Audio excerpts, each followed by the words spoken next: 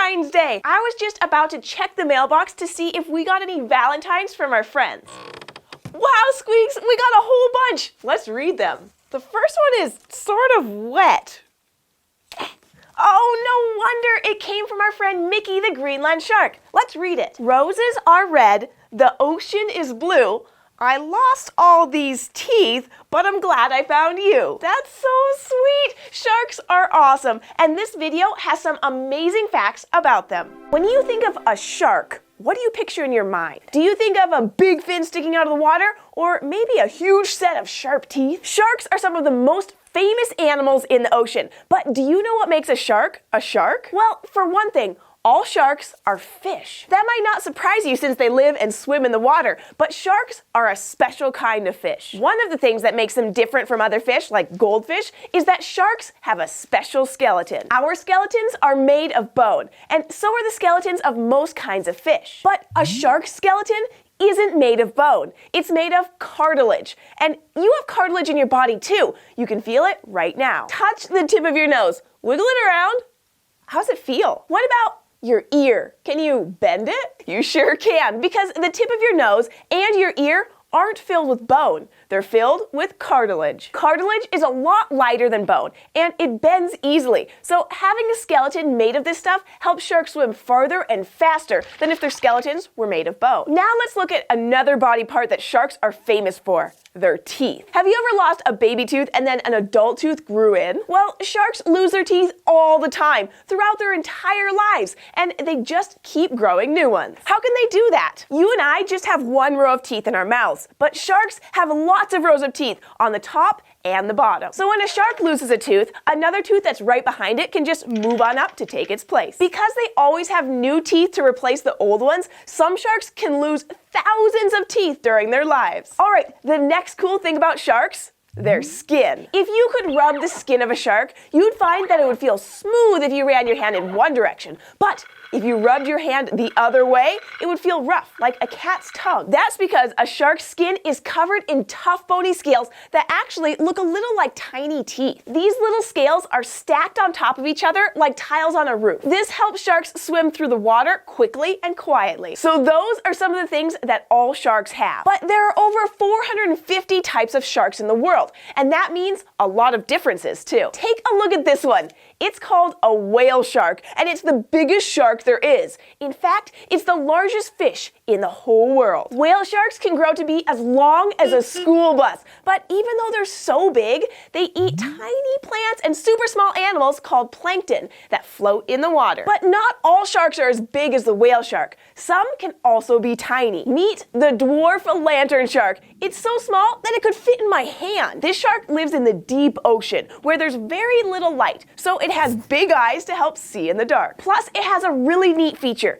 It has special organs on its belly, fins, and tail that actually glow. Scientists think this might help the lantern shark lure in prey for it to eat. Plus, when it's in shallower water where there's more light, these glowing lights can help it blend in to avoid predators. Finally, I'd like you to meet a very special shark. Say hello to the Greenland shark. This big shark spends most of its time swimming in very cold water, hanging out near the sea floor, looking for an easy snack. But scientists have recently discovered something amazing about these animals. Greenland sharks can live to be up to 400 years old. Of all the animals in the world with backbones known as vertebrates, Greenland sharks live the longest, at least that we know of. But scientists are still discovering new kinds of sharks all the time, so who knows what kinds of super sharks are still out there waiting to be found. Oh, this next one is from May, the giant panda, all the way from Sichuan, China. Oh, look, Squeaks, she sent us candy too. Oh man. Oh, it's bamboo. Let's read the card. There once was a panda so rare, we could barely find it a pair. But if you'll be its mate, boy, that would be great. What better friend than a bear? May is a great friend, and I'm glad people are helping the pandas. In this next video, we talk about why pandas have a problem and how people can help. I'm thinking of an animal. It's black and white, furry, and kind of looks like a teddy bear. You're right, Squeaks, it's a panda. Kids all over the world have heard of pandas, but have you ever seen one? If you're lucky, you may have seen one in a zoo, but I'm pretty sure you've never come across one just walking around. That's because pandas are very rare, and we can learn a lot from them about what all kinds of animals need to survive in the wild. The animals you and I know as pandas are actually called giant pandas, and they're bears, in the same family as brown and black bears. And pandas, like all animals, need certain things to live, like food, water, and a place to sleep and be safe. We call the place where an animal has all of these things that it needs to live its habitat. The place where you live is your habitat, but let's find out what a panda's habitat looks like. All pandas that live in the wild, that is, they aren't in zoos, can be found in the mountains of China. The weather there is cool and wet, and the forests in these mountains make up the panda's habitat. Pandas make their homes called dens in places like the stumps of old trees or inside big hollow logs. So these mountain forests give pandas a place to sleep and be safe. But a habitat also needs to provide food for the animals that live there. And the panda's favorite food,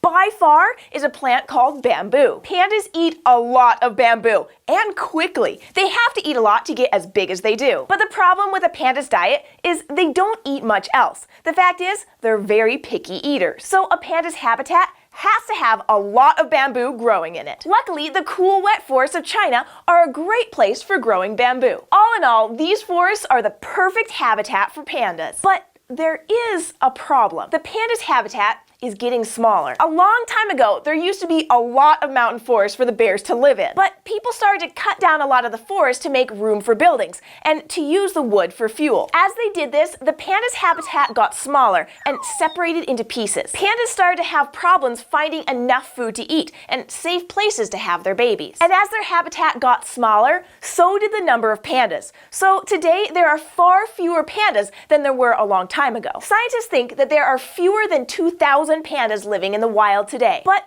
there is good news. Once people learned that pandas were in trouble, they started to do things to help them. People aren't allowed to cut down the trees in the panda's habitat anymore, and scientists and volunteers have planted bamboo and trees to try and make the panda's habitat bigger again. It's hard work, but lots of people are trying to solve the problem. So pandas are already famous for being cute and cuddly, but they're also a great example of how all animals need a healthy habitat in order to survive, and how sometimes we can help protect it for them. Ha! This next one has got to be from Dino. From the tip of my nose to the tip of my tail, I've got dino-sized love that could tip all the scales. Aw, can you tell how much Dino likes dinosaurs? Remember when he came by and taught us all about them? Hey guys, we invited a friend over to hang out today. He's a lot of fun. His name is Dino, and he loves dinosaurs. He has all kinds of dinosaur costumes. It's true, dinosaurs are so cool. And who are you wearing today, Dino? T-Rex. My favorite dinosaur right now is actually the Ankylosaurus, but they had 4 legs, so that costume is kind of awkward. Plus it got grape juice on it, so my dad has to wash it. Well, I think you look great.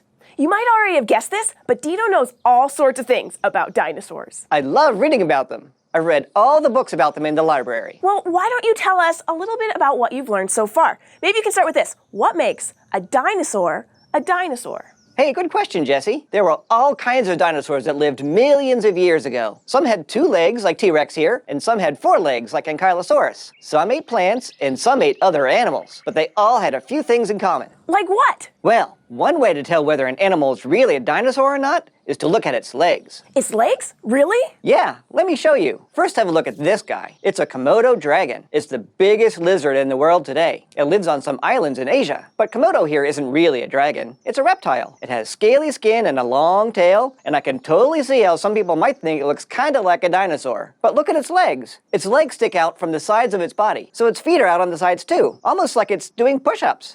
Okay, I see what you're talking about there, but how did a dinosaur's legs look? Well, have a look at this skeleton of a Stegosaurus. This fellow lived in North America millions of years ago, and its feet are directly underneath it. Dinosaurs' legs were kind of like posts or pillars that held up their heavy bodies. If their legs stuck out to the sides, they wouldn't be able to stand up. So, dinosaurs had their feet directly underneath them, while other reptiles like lizards and alligators and Komodo dragons have legs and feet that stick out to the sides. Not that there's anything wrong with that. I mean, some of my best friends are lizards and alligators. They're just not dinosaurs. Cool! I've learned something already!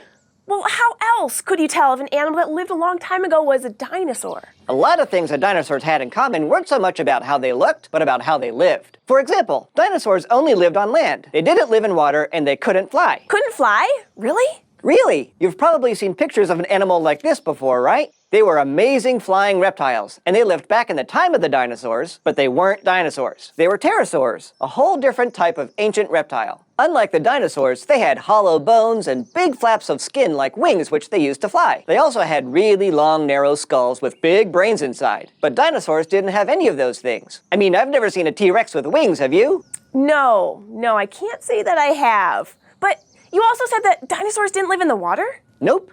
They only lived on land. There were all kinds of huge reptiles that lived in the oceans back in dinosaur times, but none of them were dinosaurs. They were different in a lot of ways. Like some were called plesiosaurs and didn't lay eggs like dinosaurs did. They just gave birth to live babies. Can you believe that?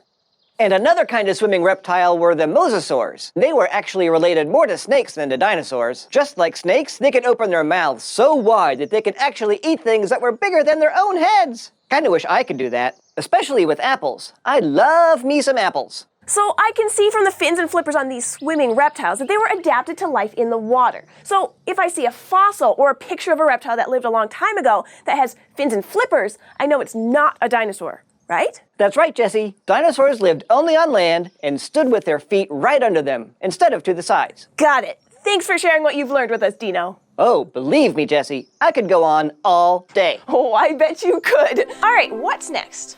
Hi, Jessi. Oh, hi, Sam. What are you doing here? Well, I'm glad you asked. See, in addition to being an excellent astronomer, I'm also an excellent poet, and I wrote a poem that I wanted to share with everybody. May I read it? Oh, of course you can. I can't wait to hear it. 1 second. Okay.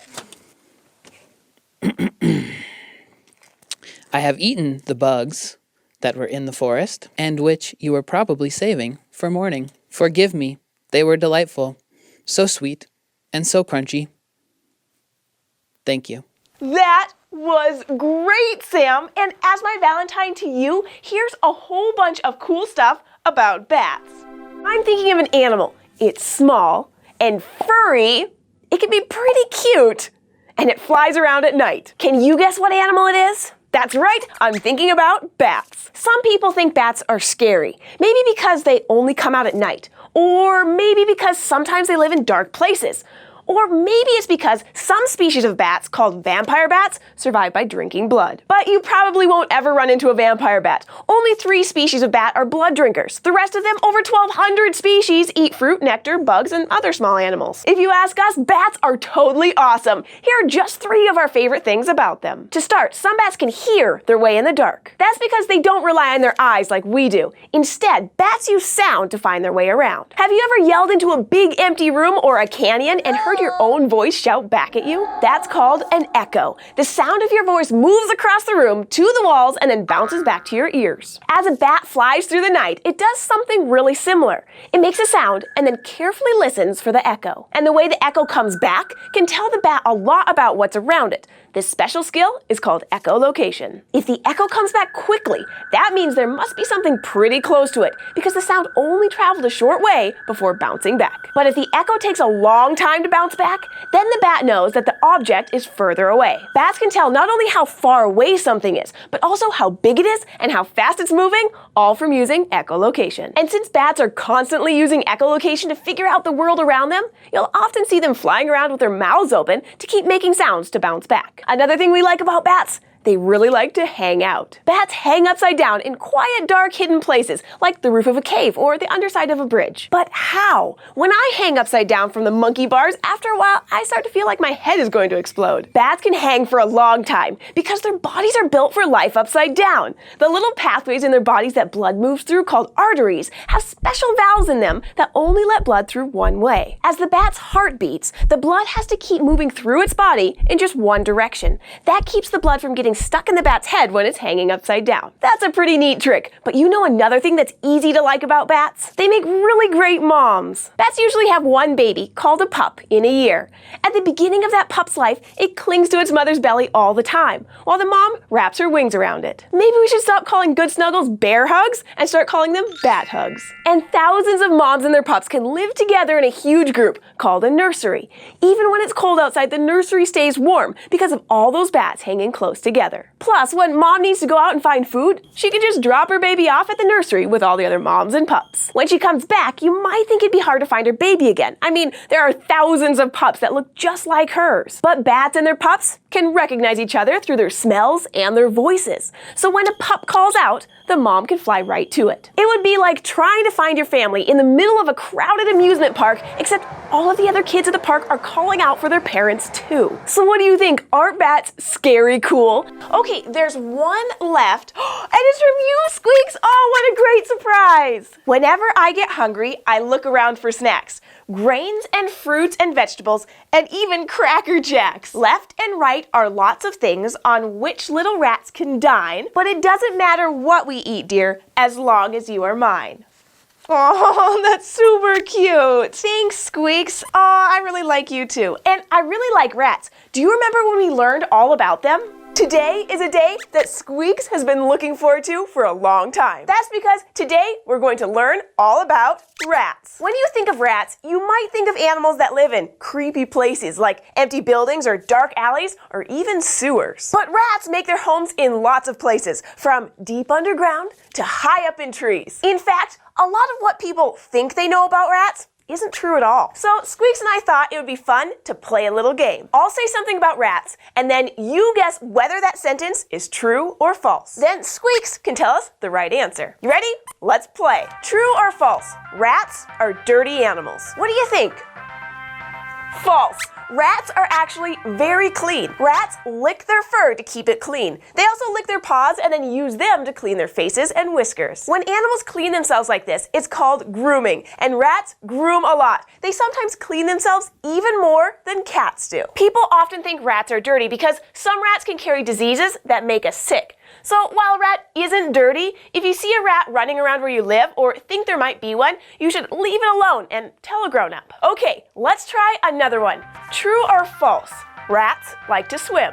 That's a tough one. This one is definitely true. Rats are really good swimmers. Scientists have learned that rats can tread water or swim in one place for up to 3 whole days without a break. That's awesome. They're good at swimming long distances too. Rats can swim almost a kilometer without stopping, and they can hold their breath for about 3 minutes. That's way more than you could. Okay, let's try another one. True or false? Rats have excellent eyesight. Do you know? This one is false. Rats can't see very well at all, but they make up for it using their other senses to stay away from predators, to find food, and to find their way around. Take, for example, a rat's sense of smell. A rat's nose is so sensitive that it can learn about another rat just by smelling it, like whether it's sick or not. Rats have even been known to smell each other's breath to see what they've been eating. That way, if a rat smells that smell again, it knows that whatever's making that smell is good to eat. A rat's hearing is also excellent. Try this. Hold your hand in front of your face and gently rub your pointer and thumb together. Can you hear anything? A rat can. Noises that we can't hear or can't hear very well can sound perfectly clear to a rat. Okay, here's another good one. True or false? Rats can chew through cement. Whoa, now that sounds extraordinary. Do you think it's true or false? Believe it or not, this one is true. A rat's mouth has everything it needs to chew through some really hard stuff. Rats belong to a group of animals called rodents. Rodents use their incisors, or their front teeth, to bite. And like all rodents, a rat's incisors never stop growing. Rats need to chew on things to keep them from getting too long. So rats chew and chew and chew a lot. The fronts of a rat's incisors are harder than your teeth. They're even harder than some metals like copper and iron. But these extra hard teeth are only one thing that makes a rat a champion chewer. Put your fingers on either side of your face, just in front of your ears and below your cheekbones. Now open and close your mouth. Can you feel those muscles move? These muscles move your jaw, the bottom part of your mouth. Rats have special jaw muscles that help them bite, and they can bite hard. Rats can bite down harder than a great white shark. So between their strong jaw muscles and hard teeth, rats can chew through wood, metal, plastic, and yes, even cement. All right, let's try one more. True or false? Rats are not very smart. Of course, Squeaks, this one is definitely false. Rats are pretty clever. They can learn very quickly, sometimes even faster than people can. They're also great at remembering things, and they can solve problems like how to get where they want to go. Rats aren't only smart, they're also kind to each other. Rats have been known to share food with other rats, and have even been known to figure out how to open another rat's cage to set them free. So I'm glad my best friend is a rat. I want to thank all of our amazing friends for these great Valentines, and I want to thank you for joining us today. Do you have any questions about the incredible animals we learned about today? Let us know. Grab a grown-up to help you leave a comment down below, or send us an email to kids@scishow.com. Thanks for joining us, and if you're celebrating it, happy Valentine's Day.